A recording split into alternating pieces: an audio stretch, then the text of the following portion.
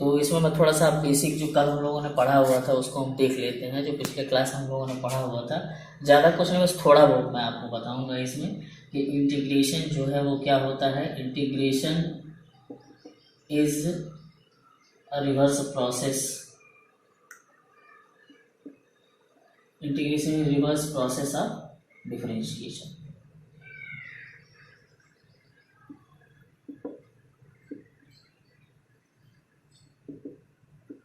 ये तो हम लोगों ने कल देखा था कि अगर मान लीजिए यहाँ पे कोई फंक्शन है y is equal to f x, तो हम क्या करते थे यहाँ पे इसका अगर हम डिफरेंशिएशन ऐसे कुछ लिख देते हैं तो ये आपका जो है वो एफ डैश हो जाता है। ठीक है, यहाँ पे आप एफ डैश भी कह सकते हैं, एफ प्राइम भी कह सकते हैं, और भी अलग अलग तरीके से इसको रिप्रेजेंट भी करते हैं, कभी y1 भी लिख दिया जाता है, इस तरह से है। तो उसमें कोई दिक्कत नहीं है, आप इसको ऐसे लिख सकते हैं।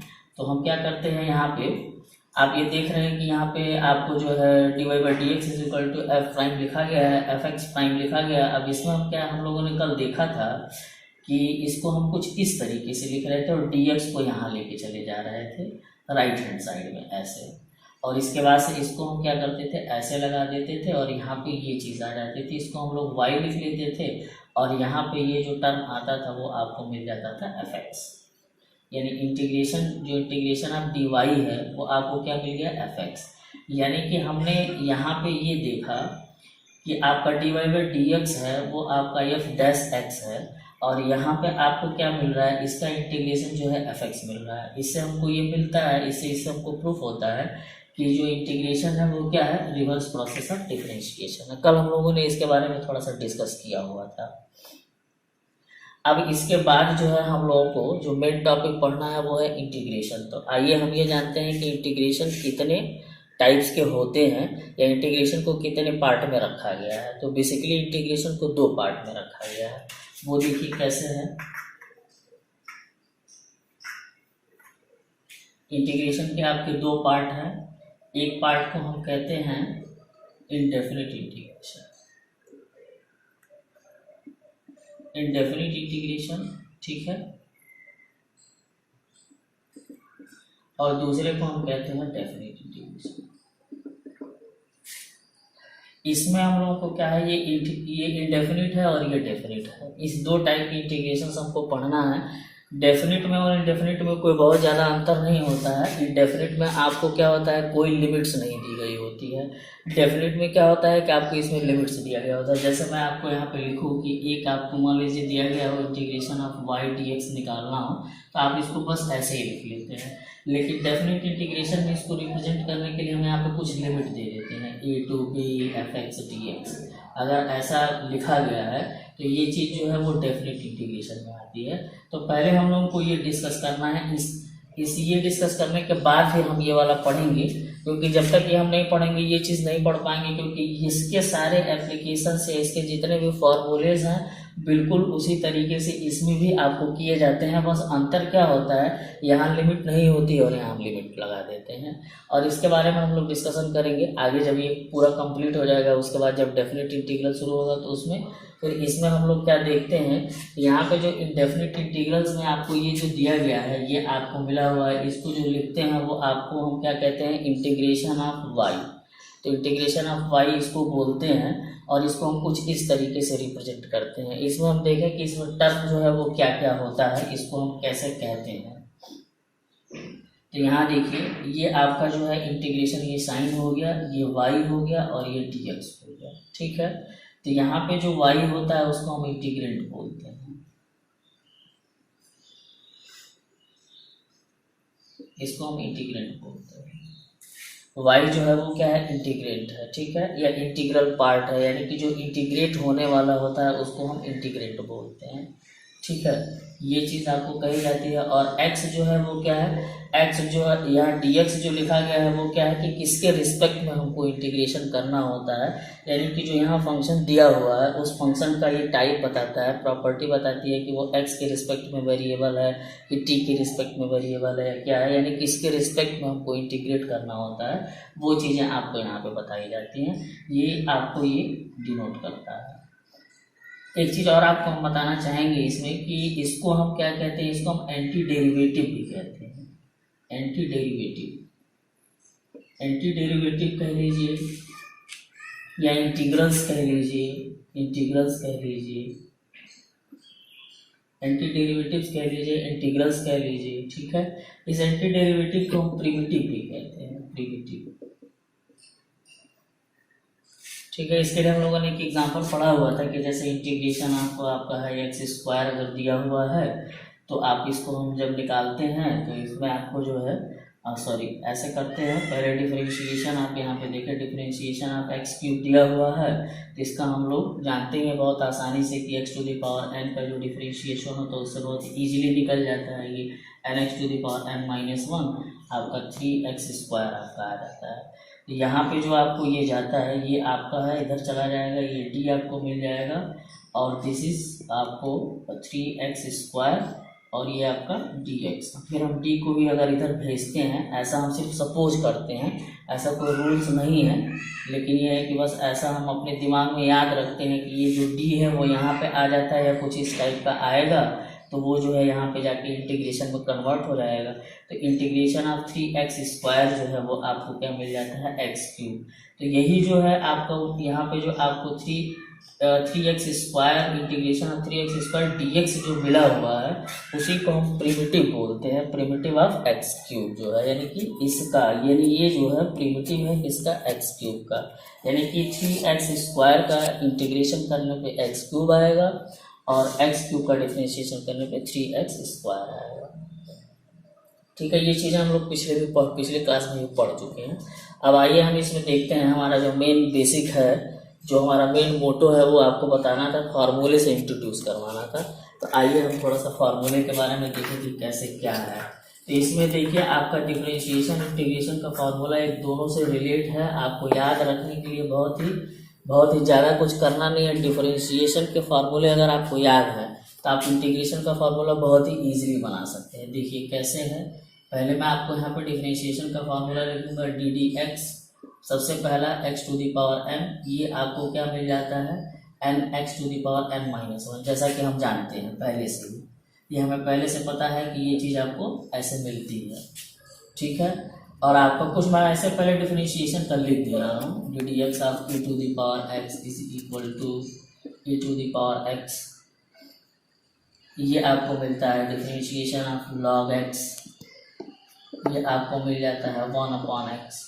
अब ठीक इसी के रिस्पेक्ट में अगर हम यहाँ पे देखें तो आपको क्या मिलता है, इसको अगर हम देखें तो यहाँ पे ठीक इसी का, अब ये जो चीज़ है ये अगर आप देखें यहाँ पे तो इसका जो है आपको मिलता है integration of x to the power n is equal to x to the power n plus 1 upon n plus 1, ठीक है। और यहाँ पे एक टर्म है जो प्लस सी जोड़ा जाता है, चूँकि ये क्या होता है कि ये प्लस सी हम इसलिए यहाँ पे ऐड करते हैं कि ये आपका जो है सी एक आर्बिट्रेरी कांस्टेंट है जो अपनी स्वेच्छा से यहाँ पे रख सकते हैं, या यहाँ पे एक लिखा जाता है, सपोज किया जाता है। चूँकि हम क्या है, जब हम इंटीग्रेशन करते हैं, चूँकि पिछले क्लास में हमने बताया था आपको कि जब हम इंटीग्रेशन करते हैं तो उसका हम बहुत सारे एरिया निकालना होता है तो हम उसको बहुत सारे छोटे छोटे पार्ट में डिवाइड कर देते हैं, तो वो तकरीबन इनफाइनाइट टर्म तक पहुंच जाता है। तो जब हम उसको एडिशन करते हैं तो जनरली ऐसा माना गया है, ह्यूमन नेचर है कि भाई एडिशन में कहीं ना कहीं छोटा सा एरर हो सकता है। उस एरर को मेंटेन करने के लिए यहाँ पे एक सी जो है वो कांस्टेंट, आर्बिट्रेरी कांस्टेंट ऐड किया जाता है। लेकिन जब यही हम डेफिनेट इंटीग्रल्स में पढ़ते हैं तो उसमें लिमिट दी गई होती है, वो बाउंडेड होता है कि हमें यहाँ से इस पॉइंट से इस पॉइंट तक आपको फाइंड करना है, तो उसमें सी की आवश्यकता पड़ती ही नहीं है, उसमें सारी चीज़ें डिफाइंड रहती हैं। तो आइए देखते हैं, इसमें एक आपका ये है। अब इसमें आपका क्या है, जब ये यहाँ आएगा तो ठीक इन दोनों में कोई डिफरेंस नहीं है, जो e to the power x का डिफरेंशिएशन होता है वही इंटीग्रेशन में भी आपका होता है। e to the power x का integration e to the power x ही आ जाता है, क्योंकि इसमें कोई चेंज नहीं हो रहा है। यहाँ पे आप देखें integration of 1/x dx is equal to आपको क्या मिल जाएगा, log x मिल जाएगा। ये कुछ एल्जेब्रिक एक्सप्रेशन है, एल्जेब्रिक है, ये एक्सपोनेंशियल है, ये भी एक्सपोनेंशियल का ही फॉर्म है। इसमें आपका log e बेस में दिया जाता है, यहाँ पे भी आप इसको लिख सकते हैं। तो ये सारे कुछ फार्मूलेज हैं जो आपने डिफरेंशिएशन में पढ़ा हुआ है, और आप यहाँ पे जो उसी का इंटीग्रेशन है ये। अब इसको देखिए हम फार्मूले को कैसे अप्लाई करते हैं, एक एग्जांपल से हम देखते हैं। जैसे मान लीजिए कि एक तो अभी हमने बताया आपको थोड़ी देर पहले ही एक्स स्क्वायर वाला, आप उसको देख सकते हैं। एक मैं आपको थोड़ा सा अलग तरीके का बताता हूँ। जैसे 1 में मान लीजिए आपका आ जाता है 1 अगर आपका आ गया √x³ करके, ऐसे एक मान लीजिए क्वेश्चन दिया गया है इस तरीके से 1/x³। अगर इसका इंटीग्रेशन करना हो तो हम कैसे कर सकते हैं, बहुत ही आसान है। सबसे पहले हमने एक और फॉर्मूला है डिफरेंशिएशन ऑफ a⁴x। इसका आपका होता है a⁴x log a base e। ठीक है, तो ये आपको जो है यहाँ पे मिलता है। तो इसको हम थोड़ा सा यहाँ पे कन्वर्ट भी कर सकते हैं, जैसे कि आप यहाँ जानते हैं कि अगर डिफरेंशिएशन ऑफ a⁴x और log a बेस e अगर ऐसे हम लिख लेते हैं तो ये भी आपका जो है ये आपको मिलता है। तो इसके लिए हम क्या है, ये हम इसलिए लिख रहे हैं कि आपको इंटीग्रेशन में ये चीज़ समझ में आए कि a⁴x dx is equal to जो है हम क्या कर सकते हैं, यहाँ पे आप ऐसे लिख सकते हैं कि a⁴x और आपको क्या मिल जाएगा log a बेस e आपको मिल जाएगा यहाँ पे। अगर आप इसको थोड़ा सा कन्वर्ट करना चाहते हैं तो आप इसको यहाँ पे क्या लिख सकते हैं, इसमें सारे आप +c ऐड कर लेंगे। यहाँ पे अगर इसको हम थोड़ा कन्वर्ट करना चाहते हैं तो लॉग का रूल होता है कि जब ये ऊपर जाता है यानी कि डिवाइड से जब वो मल्टीप्लाई होता है तो उसमें आपका ये जो बेस होता है वो बदल जाता है। तो क्या हो जाएगा log e बेस e हो जाएगा। आप इसको ऐसे भी लिख सकते हैं और नहीं तो आप ऐसे भी रख सकते हैं। दोनों में कोई बेसिक कोई अंतर नहीं है। कभी कभी क्वेश्चंस में ऐसे भी आ जाते हैं, कभी कभी क्वेश्चंस में ऐसे भी आ जाते हैं। तो ये कुछ हमारे फार्मूले हैं जो कुछ एल्जेब्रिक फार्मूले, एल्जेब्रिक है, एक्सपोनेंशियल है, लॉगरिथमिक है, ये और ये दोनों लॉगरिथमिक फार्मूलेज हैं। अब ये सारे फार्मूलों के बेस पे जो है हम एक एक करके एक एक क्वेश्चन करेंगे, आपको बताएंगे कि हाँ उसको कैसे किया जाता है। तो देखते हैं, पहला जो है आपका x⁴n पे हम उसको करते हैं। तो मैं इसको थोड़ा मिटा दे रहा हूँ, आप इसको x पे 1/2 dx। अब आप क्या करते हैं, इसमें वही फार्मूला यहाँ पे फिर से अप्लाई कर लीजिए, x⁴ 1/2 + 1/1/2 + 1। अब यहाँ पे आप इसको देखेंगे तो 2 + 1 अगर ये है तो ये आप देखें तो ये 2 × 1 = 2 और +1 यानी कि 3/2। तो x⁴ 3/2 अपॉन जो है यहाँ पे क्या मिल जाएगा आपका 3/2। अब आप नेक्स्ट स्टेप में आप चाहें तो इसको ऐसे लिख सकते हैं, 2 को आप ऊपर लेते आइए नीचे और इसको +3 आप फाइनल आंसर लिख लीजिए। ठीक है, तो हम इसको जो है इस तरीके से कर सकते हैं। चौथा क्वेश्चन आपका, अब आइए देखते चौथा क्वेश्चन क्या दिया गया है। चौथे क्वेश्चन में आपका है इंटीग्रेशन ऑफ 1/√x³ dx, ये आपको दिया गया है। अब इसमें आपका क्या करना है, ये चीज़ दी गई है तो इसको भी जैसे अंडर रूट वाला पिछला जो क्वेश्चन हम लोगों ने किया है अंडर रूट वाला, ठीक उसी तरीके से इसको भी हम क्या करेंगे, पावर में कन्वर्ट करेंगे। लेकिन उससे पहले क्या है कि ये डिवाइड के फॉर्म में है, इसको हम मल्टीप्लाई के फॉर्म में कन्वर्ट करेंगे। मीन्स दैट इसको हम ऊपर लेके जाएंगे। तो जब ऊपर लेके जाएंगे तो आपका क्या हो जाएगा, सॉरी पहले इसको हम पावर के रूप में कन्वर्ट कर लेते हैं। कन्वर्ट करेंगे तो ये हो जाएगा 3/2 dx, क्योंकि यहाँ पे 3 है और ये आप जानते हैं 1/2 आया तो 3/2 आ गया यहाँ पे। अब इसके बाद हम क्या करते हैं, इसको फिर हम इसके पावर्स को इसको जब ऊपर लेके जाते हैं तो इसके में पावर में माइनस आ जाता है, फिर यहाँ पे आपका dx हो जाता है। अब फिर से ये वाला फार्मूला हम अप्लाई कर लेते हैं, x⁴ -3/2 + 1 अपॉन -3/2 + 1 कर। आप उसके बाद यहाँ पे आप जब देखेंगे तो आपको यहाँ पे मिल रहा है क्या कि ये -3/2 है और +1 है, दोनों को माइनस करेंगे तो आपको यहाँ पे मिल जाएगा -1/2 और यहाँ पे जब आप इसको माइनस करेंगे तो मिल जाएगा -1/2। अब ये कैसे है, इजीली हो रहा है कि बहुत ही सिंपल सी चीज़ है। 3/2 को हम क्या कह सकते हैं, अगर थोड़ा लोकल लैंग्वेज में देखा तो 3/2 को हम 1.5 कह सकते हैं, 1.5 कह सकते हैं। 1.5 में से 1 माइनस हो गया तो क्या बच गया 0.5। 0.5 को हम क्या लिख सकते हैं 1/2। माइनस साइन इस वजह से लगा है कि 1.5 बड़ा है, तो ये आप जो चीज़ यहाँ आएगी वही चीज़ आपको नीचे भी आएगी। ये आपका जो x का पावर होगा वही यहाँ पे भी आएगा। बस सिंपलेस्ट फॉर्म में हम इसको कन्वर्ट कर लेते हैं, ये माइनस साइन लगा लिए और यहाँ पे 2 आ गया, x⁴ -1/2 कर सकते हैं। ठीक है, अब उसके बाद से इसको थोड़ा सा और कन्वर्ट कर लीजिए और यहाँ पे आप क्या कर लीजिए, अब -1/2 आया हुआ है जिसको आप नीचे ले जाएंगे तो आपका +1/2 हो जाएगा। और उसके बाद से हम 1/2 को भी क्या कर सकते हैं सिंपलेस्ट फॉर्म में यानी कि अंडर रूट में हम ला सकते हैं। तो तो आपको ये √x आपको मिल जाएगा। यानी कि जैसा कि हम इसको पावर्स के रूप में कन्वर्ट किए, फिर उसके बाद से हम क्या है वो पावर्स वाला जो है उसको हम हटा दिए, फिर हम उसको सिंपलेस्ट फॉर्म में कर दिया, आपका √x आ गया आपका। अब यहाँ आप +c डाल देंगे और +c जब डालेंगे तो ये आपका फाइनल आंसर हो जाएगा। इस तरह से आपको जो है x⁴n का इंटीग्रेशन क्या होता है और उसको हम कैसे सॉल्व करते हैं आप यहाँ पे सीख रहे हैं। अब मैं इसमें आपको थोड़ा सा और चीज़ ऐड कर दूं कि आपने डिफरेंशिएशन में पढ़ा भी है कि बहुत सारे टर्म जो है वो x के पावर में रहते हैं, कुछ √रूट में भी रहेंगे, कुछ x² में भी रहेंगे। तो वो प्लस वाला जो आपका फार्मूला डिफरेंशिएशन में अप्लाई होता है वही फार्मूला यहाँ पे भी अप्लाई होता है। जैसे हम लोगों ने पढ़ा था यहाँ पे कि f1x + f2x आपको यहाँ दिया गया है और डिफरेंशिएशन आपको यहाँ पे निकालना है, तो आप क्या करते थे, इसको अलग अलग ऐसे कर लेते थे।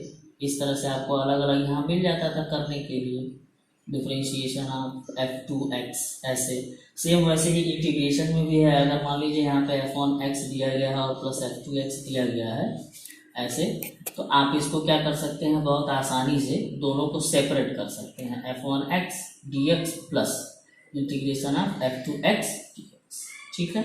और वैसे ही आप अप्लाई कर लेंगे तो उसमें कोई बात नहीं है। फिर आगे अगर ये आपको जो है सम में करके दिया हो या फिर माइनस करके दिया, माइनस वाले में भी यही है। अगर यहाँ पर कोई डिफरेंस दिया गया है, दोनों फंक्शंस के बीच में डिफरेंस साइन लगाया गया है, सब्सट्रैक्शन का साइन लगाया गया है, तो हम बहुत क्या कर सकते हैं, बहुत ही ईजिली इसको कर सकते हैं। दोनों में सेम एप्लीकेशंस यूज होते हैं, कोई अलग से नहीं है। तो हम इसके आगे का भी क्वेश्चन जो है वो इस आधार पर हम क्या कर सकते हैं, बहुत ही ईजिली कर सकते हैं इसको।